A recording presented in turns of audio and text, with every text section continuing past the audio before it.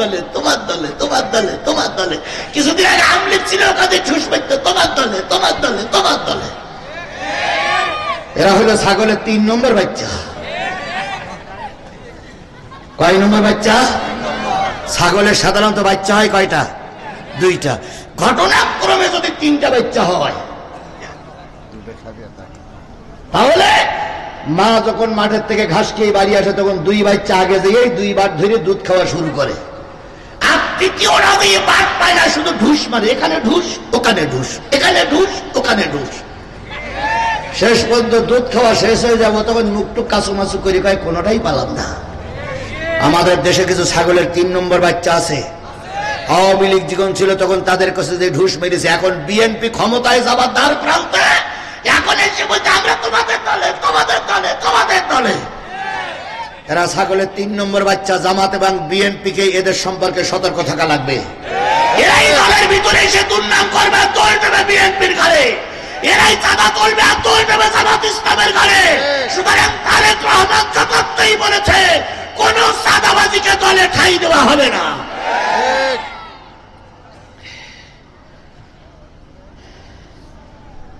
কথা কি বুঝতে পারতেছেন আমার? চালাবো তো? ঠিক আছেন তো? বুকে হাত দিয়ে দেখেন তো, মারা গেছেন না বেঁচে আছেন? বেঁচে আছেন তো? মাশাআল্লাহ। আল্লাহ নবী খাল খনন করতেছেন, কয়দিন না খাওয়া? 5 দিন না খাওয়া। জাবের এসে বললেন, ইয়া রাসূলুল্লাহ, মদিনার নারীদের ঘরে, মদিনার পুরুষের ঘরে যখন কোনো খাবার থাকে না, বাচ্চাগুলো যখন ক্ষুধার যন্ত্রণায় ছটফট করে ঘুরে বেড়ায়, মা যুক্তি করে পরামর্শ করে আপনার দরবারে পৌঁছাইয়ে দিয়ে আসে। 3 দিন পর্যন্ত, 5 দিন পর্যন্ত মদিনার মসজিদে বসে থাকে। 5 দিন পরে মা যে বলে, কলিজার মানিক সন্তান রে, খাওয়ার ব্যবস্থা হয়ে বাড়ি চল।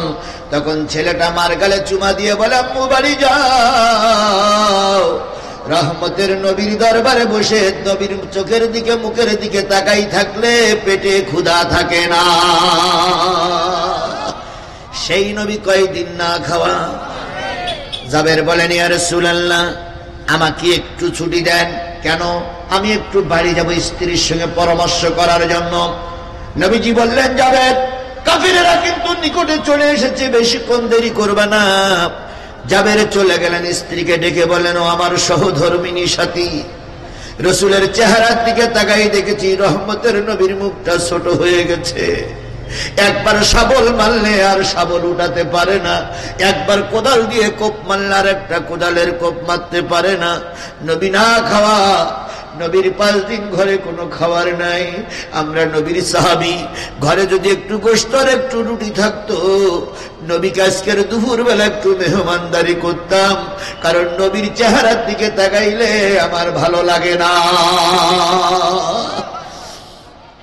জাবেরের স্ত্রী বললেন, ওগো স্বামী, খেতে দেওয়ার মতন তেমন কিছু নাই, তবে কিছু জবের আটা আছে, আর কিছু ছাগলের গোশত আছে।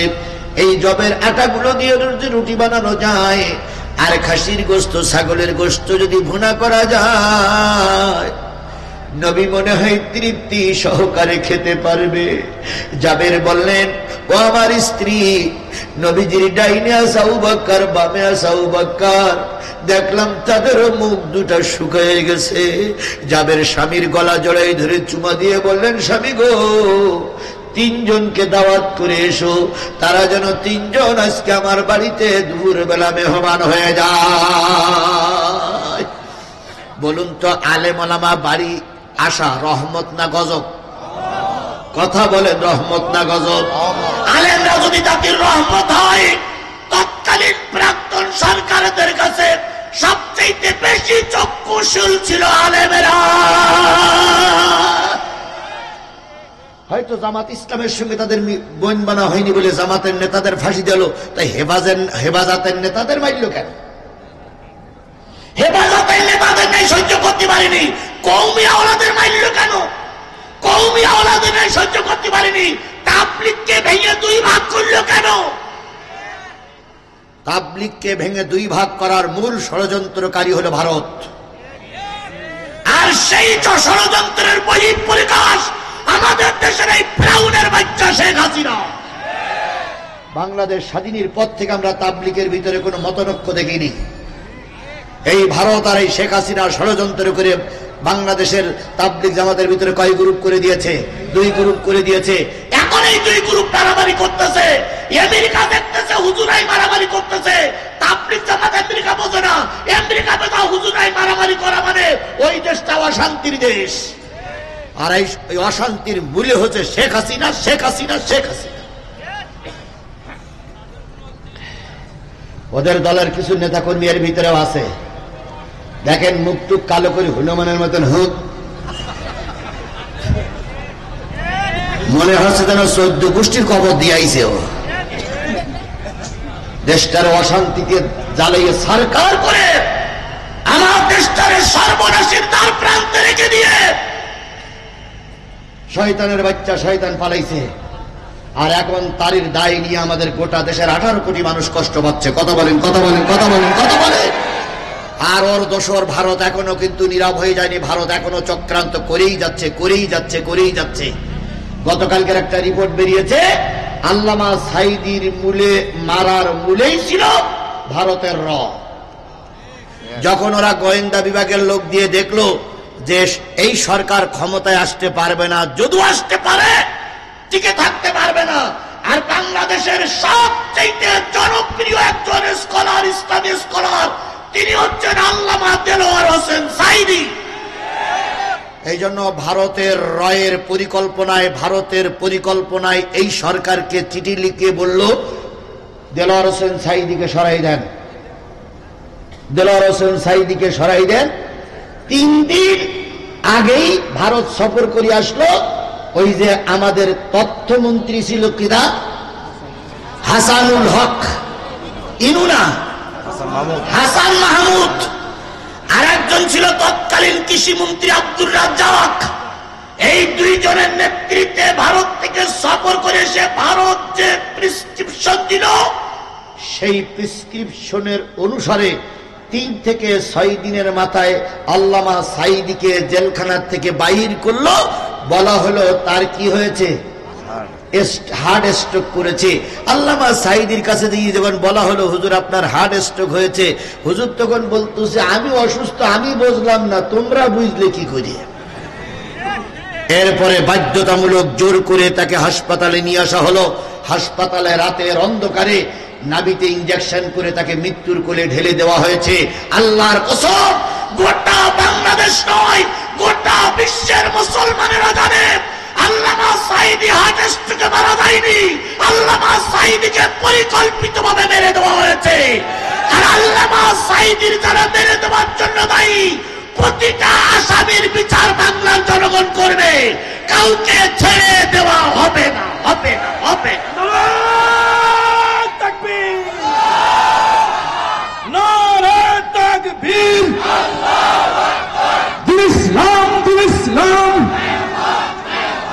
জিন্দাবাদ, জিন্দাবাদ। বিশ্বের মুসলিম, বগুড়ার মুসলিম,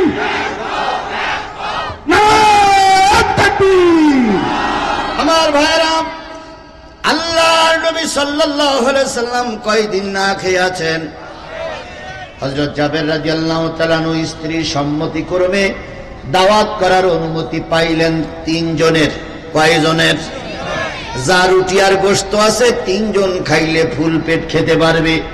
সঙ্গে যদি আরো 7 জন আছে, 10 জন আইলে হাফ পেট খেতে পারবে। পরামর্শ করে চলে গেলেন। নবীর কানে যেই বলেন ইয়া রাসূলুল্লাহ, আজকে দুপুর বেলায় আপনাকে আমার বাড়ি দাওয়াত করা হয়েছে। আমার স্ত্রী, আপনার চেহারার কথা শুনে আর বসে থাকতে পারি না। রুটি আর গোশত তৈরি হয়েছে, আপনি দুপুর বেলা আমার বাড়িতে একটু দাওয়াত খাইতে যাবেন। নবী সাল্লাল্লাহু আলাইহি ওয়াসাল্লাম জাবেরের কানে কানে বললেন, জাবের কয়জন? জাবের বললেন 3 জন। একান্তই যদি কোনো লোক সঙ্গে যায় 10 জনের বেশি যেন না হয়। নবীজি সংবাদটা শুনলেন, শুনে বললেন জাবের বাড়ি যাও, আজকের এই খন্দকের ময়দানে 3000 সাহাবী তোমার বাড়ি দুপুর বেলা দাওয়াত খেতে যাবে। কোন জায়গায় সমস্যা থাকে? কয়জন? হাফ পেট খাইলি সেখানে যাবে কয়জন? আচ্ছা বলেন তো, ওই জাবেরের আর বাড়ি থাকার মতন পরিবেশ আছে? মনটা খারাপ। নবীজি বললেন খারাপ কেন? কই ইয়া রাসূলুল্লাহ 3000 সাথী নিয়ে যদি আপনি যান, আর যদি একখান রুটি আর একটু গোশত না দিতে পারি, তা আমার তো বাড়ি ছেড়ে পালাইতে হবে। নবী বললেন যাও, তোমার ওই 3 জনের খাবারের ভিতরে আল্লাহ 3000 লোকের জন্য বরকত দান করবে। সুবহানাল্লাহ। যাবার আগে দুইটা সত্য শুনে যাও। কি? কই রুটির পাত্রটা ঢেকে রাখবে, রুটির পাত্র ঢেকে রাখবে, আমি না যাওয়া পর্যন্ত আলগা করবে না। আর গোশতের পাত্রটা চুলার পরে রাখবে, আমি না যাওয়া পর্যন্ত এক টুকরা গোশত উঠাবে না। জাবের চলে গেলেন, নবীজি দুপুর বেলায় চলে গেলেন। কয় হাজার? আরে ভাই কয় হাজার?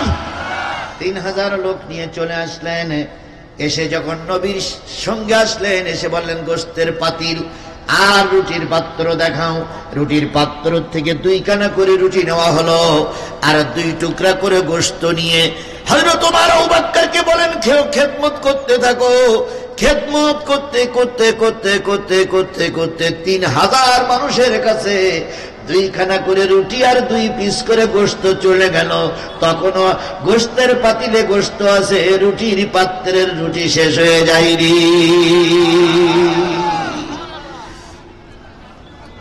এরপরে নবীজি বললেন সবাই শুরু করো আল্লাহর নাম নিয়ে, বিসমিল্লাহি ওয়া আলা বারাকাতিল্লাহ বলে নবীজি শুরু করতে বললেন। সবাই শুরু করলো। খাওয়া শেষ হয়ে গেল। নবীজি জাবেরের ঘাড়ে হাত দিয়ে বলেন জাবের রে, আল্লাহ যদি বরকত দেয় 3 জনের খাদ্য 3000 লোকের মাঝে বন্টন হয়ে যেতে পারে।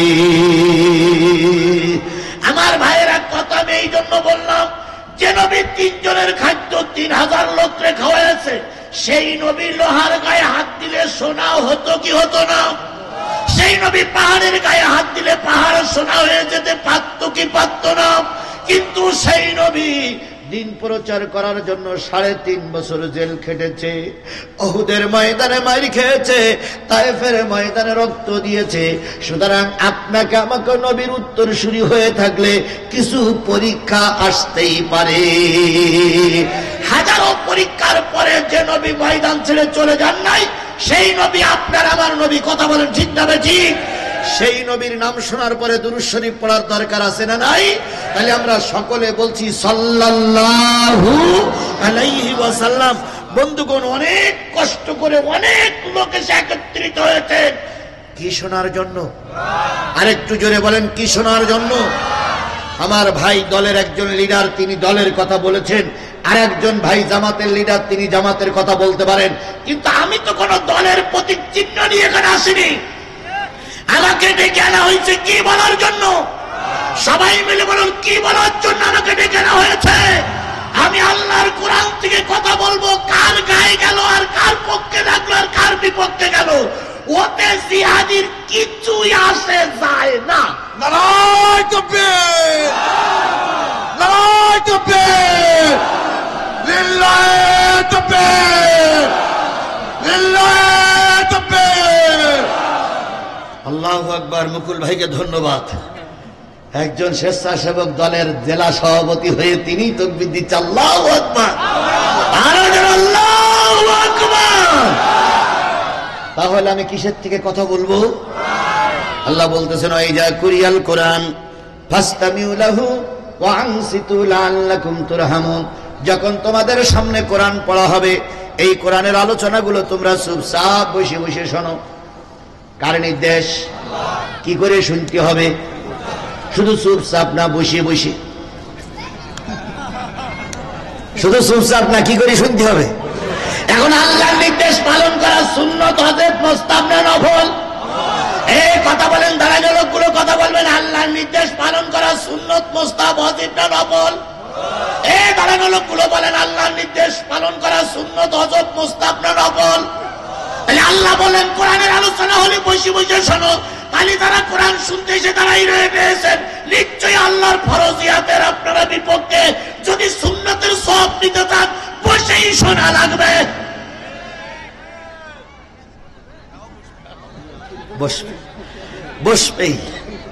বসতেই হবে। আর যদি জায়গা না থাকে তাহলে আমার কিছু করার নেই। জায়গা আছে এই পশ্চিম সাইডে, আসলে মিডিয়ার কারণে দেখতে পাচ্ছে না, যার কারণে এইদিকে যাচ্ছে না। তো যে পর্যন্ত হয়েছে আর দরকার নেই, যে পর্যন্ত হয়েছে পুলিশ ভাইরা দাঁড়াই আছে, তারপরে স্বেচ্ছাসেবক দাঁড়াই আছে, আপনারা দাঁড়াই আছেন, যে যা দাঁড়াই আছেন থাকেন, যারা বসে আছেন বসে থাকেন। দুঃখ লাগতেছে, কষ্ট লাগতেছে। এই পৃথিবীর সবচেয়ে মায়ের জাত হলো উৎকৃষ্ট জাত, মায়ের জাত হলো উত্তম জাত। কথা বলেন ঠিক না ঠিক? মায়ের এক বিঘে পেটের ভিতরে আমি ছিলাম, মায়ের এক বিঘে পেটের ভিতরে শহীদ প্রেসিডেন্ট জিয়াউর রহমান ছিল, মায়ের এক বিঘে পেটের ভিতরে আল্লামা সাঈদী ছিল। সেই মায়েদের মাথার উপরে আজকে কোনো সামিয়ানা নাই। এটা আমার জন্য, আমাদের জন্য একটা দুঃখের কারণ। কথা বলেন ঠিক না ঠিক?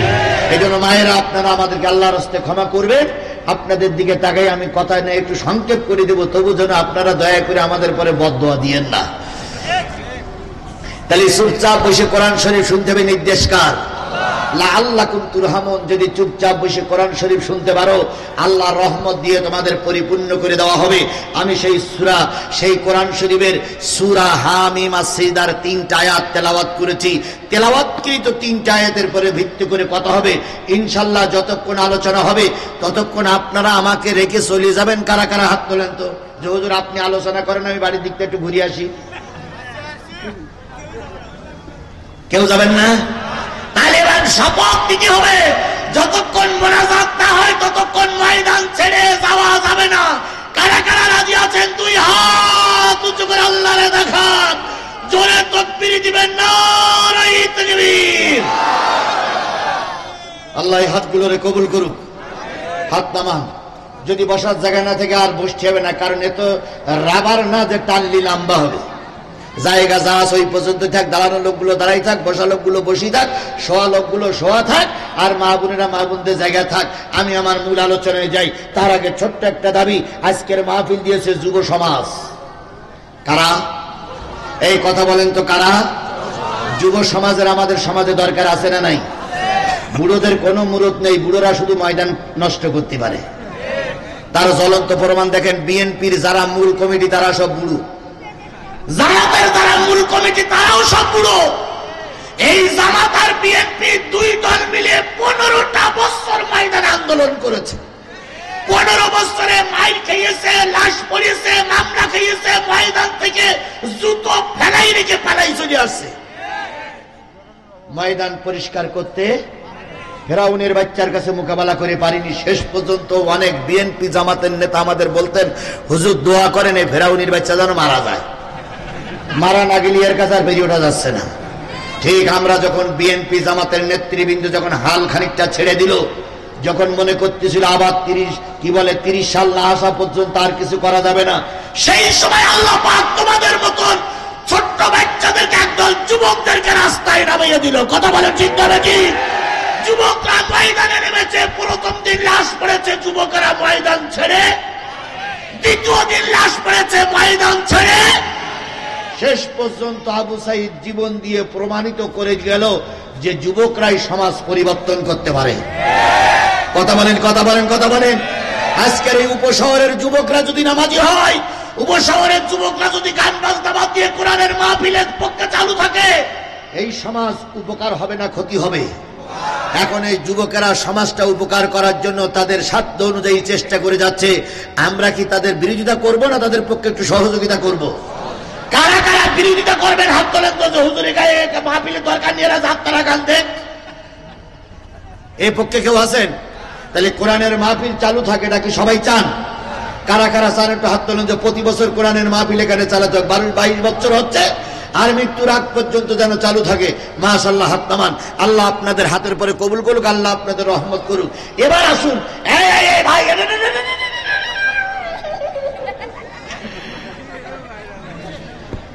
বসুন, বসুন ভাই। দেখেন এই মাহফিলটা করতে 2 লাখ টাকা খরচ হয়েছে, মনে করলাম কম বেশি হোক। 2 লাখ টাকা এই যে সিনিয়র নেতাগুলো বসে আছে, স্বেচ্ছাসেবক দলের সভাপতি, সব বিএনপি জামাতের লিডাররা বসে আছে। এনারা যদি স্বেচ্ছাসেবক দলের লিডার যদি 1 লাখ দেয়, আর এখানে যারা আছে এনারা যদি 10,000 করে দেয়, 1 টাকাও আপনাদের চাঁদা দেওয়া লাগবে না। মাহফিল ঠিক প্রতি বছরই চলবে, কথা বলেন ঠিক না ঠিক? এখন আমি দাবি করতাম যদি এনারা সরকার, যদি এনাদের ক্ষমতায় থাকতো তাহলে দাবি করতাম, কিন্তু মামলা খেয়ে গিয়ে সব চিমচি মেরে গেছে। কারণ আমার নামেও 20টা মামলা, একটা মামলা জামিন দিতে 1 লাখ, আর কোর্টের বারান্দায় হাঁটতে হাঁটতে জুতোর তলা ক্ষয় হয়ে গেছে। কথা বলেন, কথা বলেন, কথা বলেন। এই জন্যই এনাদের কাছে জোর করে কিছু দাবি করব না। তবে স্বেচ্ছাসেবক দলের সভাপতি, যিনি একটা বড় দলের সভাপতি, তিনি আশা করা যায় অন্তত একটা বড় অঙ্কের টাকা দেবেন। আর নেতারা যারা বসে আছেন তারাও 5-10 হাজার দেবেন। এখন বলেন তো, আপনারা আছেন সাধারণ, আর এনারা কি লোক বলেন তো? অসাধারণ না, ভিআইপি। ভিআইপি লোকের মর্যাদা বেশি বলি তো বড় বড় চেয়ারে বসাইছে। এই চেয়ার, এই man, chair man, chair man, কি কথা বলেন, কথা বলেন, চেয়ার ম্যান। তাহলে ওনারা তো চেয়ারম্যান না, না পাশ করেও চেয়ারম্যান। তাহলে ওনারা বেশি দেবে, তারপর আমরা দেবো ইনশাল্লাহ। ওনাদের দেওয়া শেষ, তারপর আমরা কেউ মাহরুম হব না। কথা ঠিক? সবার আগে আমি দেই, তা না হলে লাইনটা ভালো দেখা যাবে না। বের করেন, সব নেতাদের দেওয়া লাগবে, কোন নেতাদের ছাড় নেই আজকে। জি আচ্ছা, আপনারা 10 টাকা, 20 টাকা, 50, 100, 200, 500, 1000, 2000, 5000, 10,000 কারা কারা বের করতে পারেন একটু পকেটে হাত দিয়ে বের করেন তো। আগে বের করি, আমরা এখন দিতে হবে না, বের করি সবাই, একটু পকেটে হাত দেন, সবাই পকেটে হাত দেন। 2 টাকা থাকলেও দেওয়া লাগবে, 10 টাকা থাকলেও দেওয়া লাগবে, 20 টাকা থাকলেও দেওয়া লাগবে, 1000 টাকা থাকলেও দেওয়া লাগবে, 2 টাকা থাকলেও দেওয়া। ছেলে বসো, ছোট ছেলে বসো, দেখি আজকের 100টা মামলা, প্রায় 100, 10,000, এটা 10,000, প্রায় 100 মামলার আশা। আমি জানি ভাই, আমি জানি, বিএনপি জামাতের কথা বললে আমি জানি। আজকের মাহফিলের প্রধান অতিথি জনাব সরকার মুকুল ভাই, 10,000 টাকা। এই প্যাকেট, এই প্যাকেট, প্যাকেট, এই ছেলে বসো, বসো, বসো, বসো, কোনো টাকা তোলা লাগবে না। একান্ত যদি ম্যানেজ হয়ে যায় তোমাদের কারো কাছে দেওয়া লাগবে না। বসো, ও ছেলে বসে না কেন? বসো, এই ছেলে সাদা জামা পরে বসাই দেন তো। আচ্ছা, আজকের মাহফিলের সম্মানিত প্রধান অতিথি 10,000 টাকা। জোরে বলেন মারহাবা। আমার পক্ষ থেকে আমি দিয়েছি, একেবারে দেইনি। আচ্ছা, এবার আজকের মাহফিলের সভাপতি কত দিয়েছেন? ইনিও 10,000। জোরে বলেন মারহাবা। ইনি ছেলেদের কাছে দিয়ে আসছে। অতিথিরা দয়া করে একটু হাত দেবেন কি?